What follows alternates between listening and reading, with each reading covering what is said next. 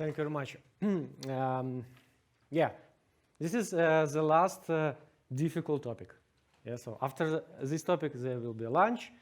All other topics will be much easier, much better, communications, video presentation. This topic is kind of complex, but it's important. The same as Jan told with automation that saves you money and time. The way how you organize account is really important because it can be a live or death question, live or die question. If somebody will steal your credentials and will destroy your account, you will lose everything. And you know, in flespi it's very easy. You just make one API call and like delete devices /all, and then you have no devices. Yeah, it can happen.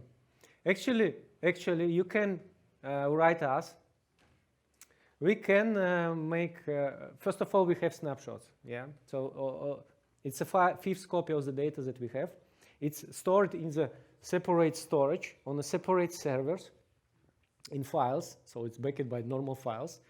And you also can access snapshots. We have multiple snapshots. So just in case our telematics database, something will happen to it, we have snapshots. So snapshots will live up to a few days after device deletion. Also, we have a copy of the metadata. So we can restore the data. But we will charge you a lot. Because. So for you, it's cheaper not to delete your account. And how to prevent this, you can probably understand from my presentation. Also, I will present for you 2 new experimental entities that we have, that we developed this year. Yeah, okay. So we have 4 types of entities for you, items to use to organize your account. The very first is token. It's a key to flespi account. With token, each REST API call, each MQTT session, they authorize themselves to flespi. The second is subaccount. Subaccount, it's a hierarchical structure within flespi, so you can create more and more flespi accounts, isolate something, limit it. Then we have grants to override strictness within subaccounts hierarchy. And we have realms. Realms are used to create your own authorization namespace on flespi to automate provisioning of tokens and subaccounts. So let's look into all these entities. For tokens, we have 3 types of token: master, standard, and ACL. Probably you know it already. So for master token, with master token you can do anything what you want. You can write to a flespi chat. You can ask us. You can send us a request, please delete my account, and according to GDPR, we will delete your account. So anybody who knows master token from your account can ask us to delete your account. Be sure to protect and not to use master tokens. And master token is provided automatically when you first time log in into flespi like this. You log in using Google. So it's provided when you authorize to flespi.io, and we see a lot of our clients are using this token in their integrations. So this is not good. Then we have standard token. Standard token is much better because it does not have access to flespi chat. It cannot see other tokens. It cannot change anything on production platform API, so it's more or less secure, but it can do everything with your devices. It can delete your devices, create new devices, so all the telematics data is available, full access to telematics data is available, but administrative API is not available for this type of token. This token is used for simplicity. You can try with this token something, but then you should go to ACL token. ACL token is a type of token where you precisely control what is available for the owner of this token. You can specify a list of devices just to read this information from device, access to logs, access to traffic or not access. change something, create devices or not create, and so on and so on. So with ACL, you control everything, and our recommendation is always use ACL tokens as much as you can. This is rule number 1. The second rule is very simple. In any type of tokens, there is IP's whitelist field where you can write IP addresses or networks from which this token is possible to use. And usually in flespi, it's server-to-server integration. And usually your server located in some network, and you know the addresses of this network. So you can protect all your tokens on your server by just using this field. It's very simple to use. And at least if somebody will steal your token, even if it is master token, it will not be possible to use out of your infrastructure. So we recommend to use this field or protect, like it's a firewall. Then sub-accounts. Sub-accounts is kind of complex question. So in flespi, you can create another accounts, like child accounts of flespi, up to 4 levels of hierarchy. There are ID, seed, owner ID attributes. So there is a whole article explaining how to organize everything. What you should know with this. Sub-accounts are hierarchical. It means that if you using token from this account and executing a REST API request, give me all devices, you will receive device 1, device 3, and device 2 in the response. If you are using token from this sub-account, you will receive just device 2. The same if you are using token from device from this sub-account, you will receive just device 3. So these entities are fully isolated, and there is no way within this entity to access data from siblings or from parent. But parent sees everything. And how to distinguish either item device located in your account or in some of sub-accounts is by using in our panel this box in top right corner of each entity. If you see this box, orange color, it means that the item is located not in your account. So this device located in my account, and this device in another account, and this device in another account. So sometimes when we have a question like somebody created a channel, sending their messages, but messages are not registered to the device. Why? Because channel located in one account, sub-account, device located in another sub-account, and you are working from the top level sub-account. Of course, you see everything, but it not works because they are located in different sub-accounts, so you should look into this attribute all the time.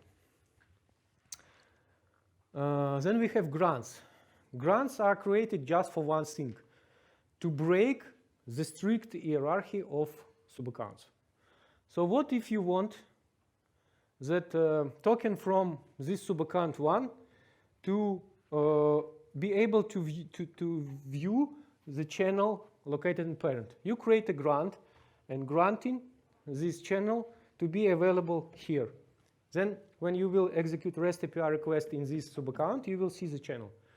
The same you want, for example, to grant the device from sub-account 1 to be located here. This is for what we created grants. The background is to be able to, the idea behind the grants was to be able to create very complex applications that can access different same devices but create own infrastructure. I will cover this later a little bit. And realms. Realms, it's your own personal authorization namespace on flespi. You use realms when you need to create users, when you need to do nice authorization things. So I created 3 realms just for example: AppX, production account, and supporters. And all these 3 realms are totally different authorization namespace that is possible to use on flespi. 3 different set of users. Like for supporters realm, I created 5 users: user 1, 4, and admin. And I can use this link with Realm alias located there, to log in onto flespi with this username and password. And later, it will be even possible to, later means this year. In this year, it will be possible to connect single sign-on corporate system that some of you probably has, and log in into flespi using your corporate system and receive the corresponding token. With Realm, you specify like name, title, then it's possible to specify login on the login page image. I copied the one from Twitter, from X now. Yeah, set templating like what kind of token to issue, standard, master, ACL, where to issue it for selected subaccount or to automatically create subaccounts. It can do a lot of things to automate. And then when I open this URL, flespi.io realm something, I see Twitter logo and can use name and passwords that I created users for Realm. We created a Realm for you, flespi.io #Realm conference. And with this Realm, you can log in and yeah, you need username guest and password guest. And you will be able to log into the account to test video functionality later. I will give you a QR code later.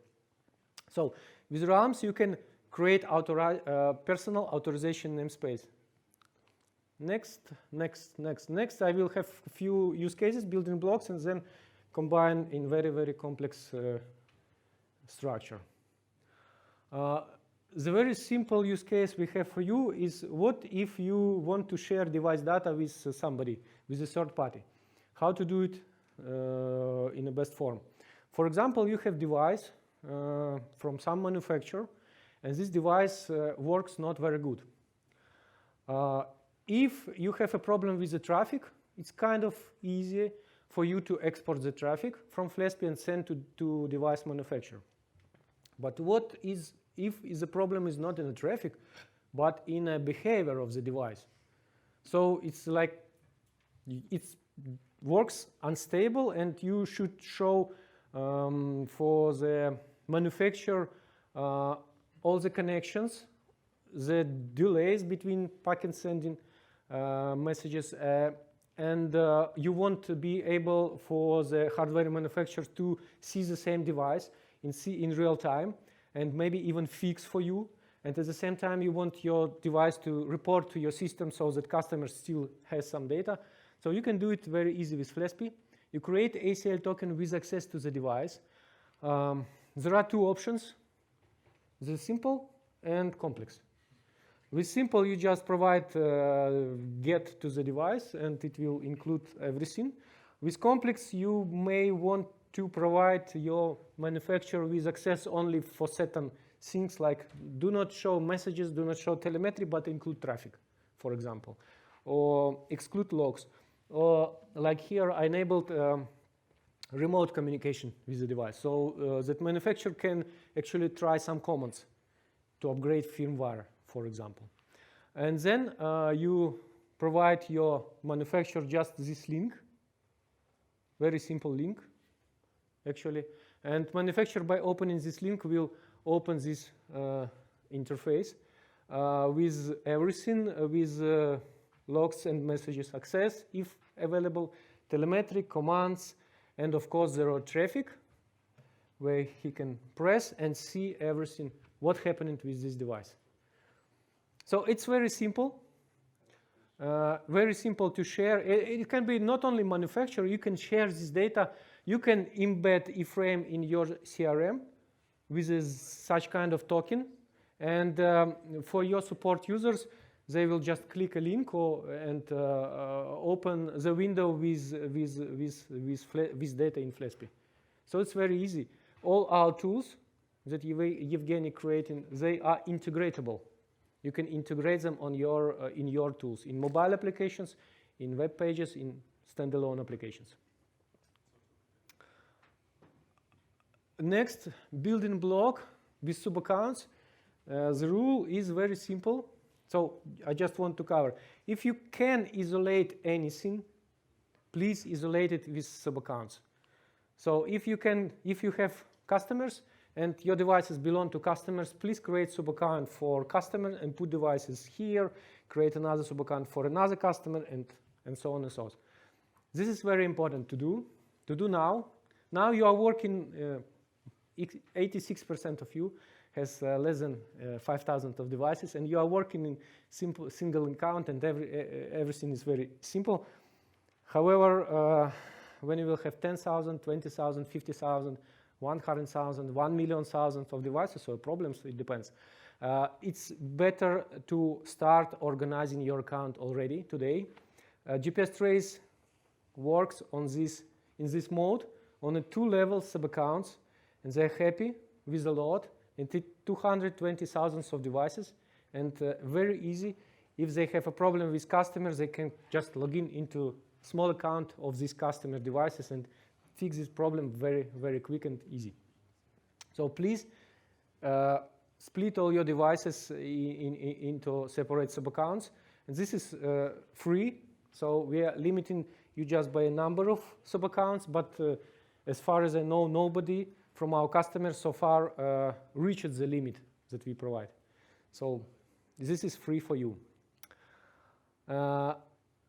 Next is something new that I want to show you, how to use efficiently realms. So in this sample, it's easy to implement. You use your account, top-level account, only for 2 purposes. 3, for billing, to pay money, to authorize, and to limit developers. And you put developers here. You create a sub-account for developers. You call it production account. And you provide access with realms exactly to this account. So this account, use it only for payment. Just for payment and to create users that will be able to log into this account, and all the systems, flespi systems, will be used here. This is very simple to implement, and all your developers will log into this link, not to flespi.io, but just with a realm. It's also easy, and you can control the level, the username, password, all things you are in charge now with realms. The bonuses as well, you see. So you, first of all, you can have a logo of your company on the login page. It's usually important. Define as many users' password as you want. Whenever you have a problem with some developer, you can easily revoke access there. Here you can set up a limit that production developers cannot create more than 10 channels, 10 streams, 10,000 of devices. You can limit them by traffic. So you can limit this production account with anything you want, just that they will not blow out your bill. Yes, and later, but this year will be possible to authorize via corporate SSO. So this is the thing I recommend you, because very few of you are using realms now. It's actively developed by us. As well, but this is a scheme you should think about. And then next version of the scheme.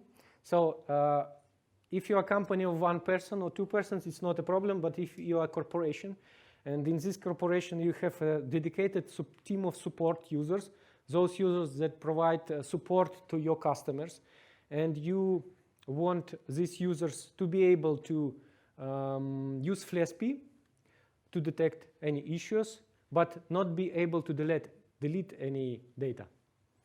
So you create management account, provide authorization to production account. Here developers are sitting. And then for your support users, for support team, you create support sub-account and also create another realm so that you have a set of support users that log in here. And by using grants, you provide read-only for these devices and channels and whatever you want. So with this scheme, very easy for you will be to create this. You will have these benefits on top of what already was on previous slide. So support users will have access to everything, but will not be able to delete any data. It's important. And support users will be able to chat directly with flespi team. So you can provide them with master token here. It means that if there is an issue, they can contact us directly, and we can help them to solve the issue. So you do not need to involve developers. You don't need to involve management. Supporters can work with supporters. That is. And another thing, how we created grants, the question was for us. So we have management account, we have production account, and then we have different teams that want to create some applications that will have access to the same devices. And these teams, we want to make them possible to use full set of flespi features, to create own calculators, webhooks, streams, maybe plugins, chat with flespi team. But we don't want that application 1 and application 2 has any access to data between them. So very easy. We create a couple of sub-accounts for each application. For each application, we create a sub-account. They can use realms internally. It's no matter. And then by using grants, we provide to these applications access to devices. It means that within application 1, they have devices, and within application 2, they have devices. But this is totally separated environments, and they can create as many flespi entities as they want. Calculators, streams, webhooks, calculators, so all the automation. Everything inside their account is only for their account, but grants just make them easy to access the same data. And now put everything all together. So you have a primary management account, okay? Then you have a production account, sub-account, where you provide access via realms. And you store here channels, plugins, streams, calculators, whatever you want. This is for developers. Customers, you create sub-accounts from here to customers and put devices in customer sub-accounts.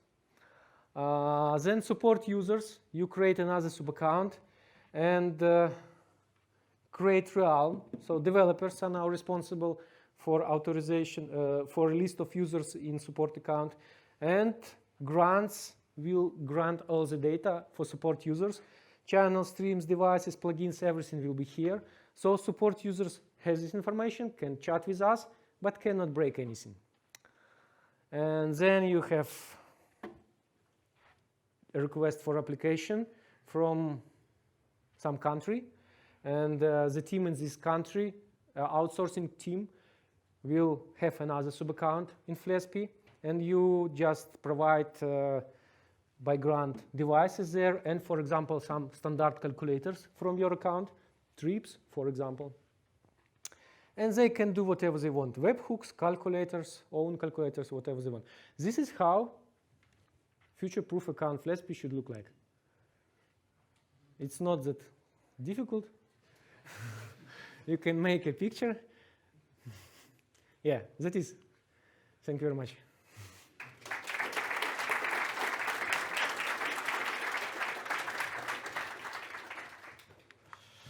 All right, thanks, Aliaksei. Questions, George? Yes. Yep. Thank you. So right now we have a management account, and our developers using the management account. How do we restructure current structure into something you offer us right now in the efficient way, if we already operate, let's say, in an old way? It depends how do you operate and what kind of entities you have. It is possible to move devices and channels between sub-accounts. So if you are using flespi for data transfer, then you can just create a sub-account and move channels and devices there within one REST API call. And that is, and start use this production sub-account. If you are created already infrastructure there with webhooks, calculators, whatever, then it's kind of more difficult. Probably you should recreate this infrastructure in a sub-account and then slightly migrate. So, but device and channel can be moved between between sub-accounts without any loss of the data. Mm-hmm. Without the tag. Without, yes, of course. Device and channel. Just device and channel. Device and channels, yeah. All other entities are very simple. Simply, maybe we can make it for calculators. You know, for us, each entity type is a special set of rules need to be checked, contracted, so it's kind of work. So for channels, it's URI that you want to retain. For devices, it's messages. Maybe we will make this for Signet devices, for calculators. For streams, it's very easy. You just copy the configuration, JSON, and create it in separate sub-account. So. But if you have some requests, some desire to move more type of entities, you just let us know. We will consider. But this can take some time for us to implement. Is it possible to set up kind of an implicit grant? So in the scenario where you set up a support sub-account and you want to be able to grant all future sub-accounts to the support team, can you do that one time? I think yes, it is possible. There are some grants. Grants has so the items that you are selecting for the grant. It can be some list of items or like all items from the sub account. So all grants, and grants can grant the access with just view, edit.